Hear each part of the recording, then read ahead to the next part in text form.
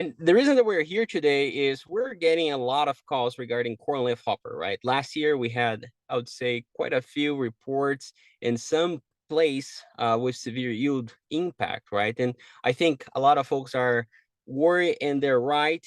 If we think about the timeline, that's probably around this time when the corn leafhoppers it started to arrive in Kansas, and then about 30, 40 days afterwards, we start seeing those symptoms. But however, after visiting several fields and receiving several samples in the lab, we're not seeing any corn leaf hopper yet here in Kansas. And the hopper that we're seeing actually is the aster leaf hopper, right? So Zukov, would you be able to tell us the difference for those folks that are out there scouting right now? How can they then differentiate the two, corn leaf hopper and aster leaf hopper? Yeah, so at first glance, the corn leafhopper and the aster leafhopper can look pretty similar. But if you take a hand lens or put them under a microscope, there are several characteristics that can help you differentiate the two. And we'll start with an overall appearance. So corn leafhopper tends to be a uniform kind of straw color, maybe light yellowish uh, at first glance. And then the aster leafhopper is a little bit more dingy, darker color, dirty, not kind of uniform.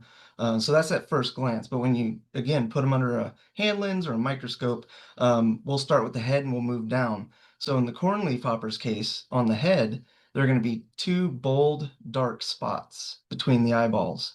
And on the corn leafhopper, those dark spots are going to be surrounded by a white ring or a white halo. The aster leafhopper's head also has two dark spots between the eyes. However, there's no halo around those spots. And if you're continuing to look at the heads of these two species under magnification or hand lens, you'll see that the corn leafhopper's head has no additional markings on the face, on the head. It's just those two spots with the halo. When you look at the aster leafhopper, you're going to see additional markings on the face, series of lines. You could kind of refer to it as a series of mustaches, but they'll be very distinct. So it's not just two spots, it's two spots and multiple lines on the face on the aster leafhopper. So that's a And really important couple of differences. and I think for me, that's one of the most important ways to differentiate these two, right? Just Uh, looking at their face and comparing the aster leaf hopper, as you said, the mustache, right? And then the mhm. corn leaf hopper wouldn't have that. Is there anything else that helps us to identify? Yes, so sometimes samples might come in or people might get hoppers on their traps that aren't in great quality. If you can't see the head, you could kind of look at the wings. So corn leaf hopper wings, remember I said they're a very uniform kind of straw color. The wings, their veins will not be darkened. They're going to be the same color as the rest of the wings. With the aster leafhopper on the wings, the veins are going to be darker than the surrounding material. And so that kind of lends itself to the dingier look of an aster leafhopper. And then finally, if you look at the abdomens of both species, again, going back to the corn leafhopper, uniform kind of straw color on the abdomen underneath. The aster leafhopper is going to be usually a lot darker, notably. And even on the aster leafhopper, you'll see on the legs, there'll be some darkened spots. So those are the characteristics you want to think about when you are out there scouting for corn leafhopper. Yeah, well, thank you so much. That's very helpful, even to myself as a plant pathologist, right? And I think as a response from last year, Tina Zukov and I, we put this project together in collaboration with Kansas Corn and the independent crop consultants, as well as Corteva. And Tina, what are we doing this year as a response to corn stunt epidemic that we had last year?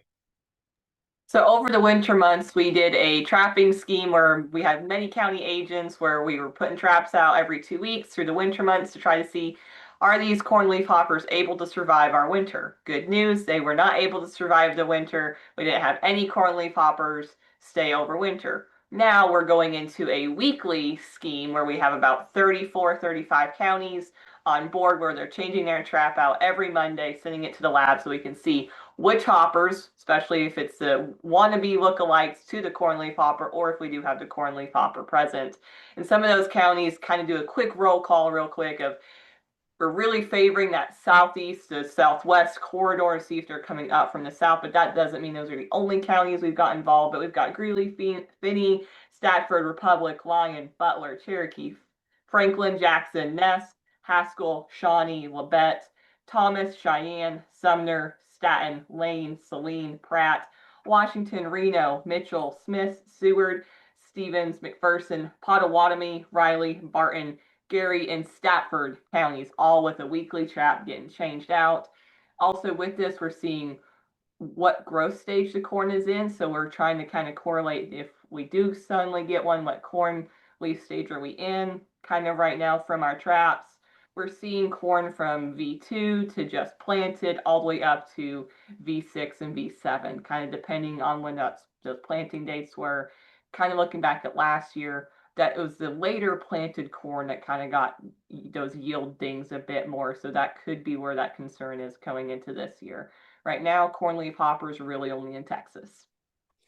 Yes, that's a very good point, right? Because that window of protection where we don't want to really see corn leafhopper here in Kansas is up until that V10 when corn is still very susceptible to the disease, right? So again, that's 34 counties that are being monitored weekly. We're putting an update every Friday. So if you're not on our email list, please feel free to reach out to any of us.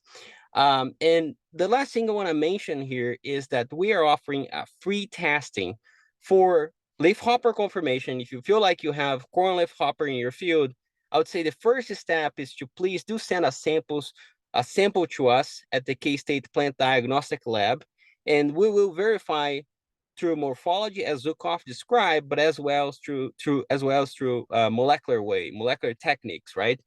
So every sample that we look at it, we also run some PCRs on it to molecular verify it. The second step is if you have corn tissue that you feel like you have corn stunt, please do also send that to us. We're going to run those molecular tests for free, no charge. And we're very grateful for, again, Kansas Corn, Corteva, and the Independent Crop Consultant support towards this project. So if you have any questions, please feel free to reach out to any of us. Again, samples are free. You can send as many leafhopper or corn plants for corn stunt testing here at the Kansas Plant Pathology Diagnostic Lab. Thank you very much.